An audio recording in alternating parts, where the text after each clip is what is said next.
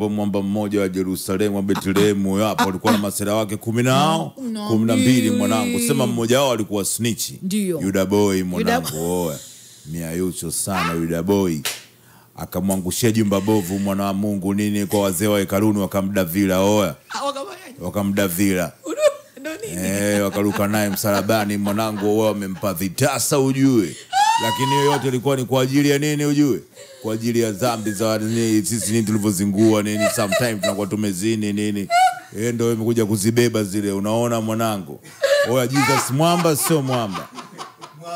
Washikaji wanatikia Jesus mwamba sio mwamba. Alafu kama vipi nini leo alivodeli wakajua kama wamemaliza nini, ila siku ya 3 mwanangu huyo hapa kaibuka nini left flash ile kabutua katokoa wote. Umeona mwanangu kama kwenye kombolela. Oya, Jesus mwamba sio mwamba. Afu namna gani sasa si ndo kanyosha zake hivi nikaenda kutuandalia mageto fulani hivi. Kwa sababu mwenyewe alisema oya nini kwa mshua wangu ile fresh maplace kibao. Oya, afu baadaye nikishamaliza nini kukamilisha nini kama vipi kitengo nakuja kukuchukueni. Oya, Jesus mwamba sio mwamba.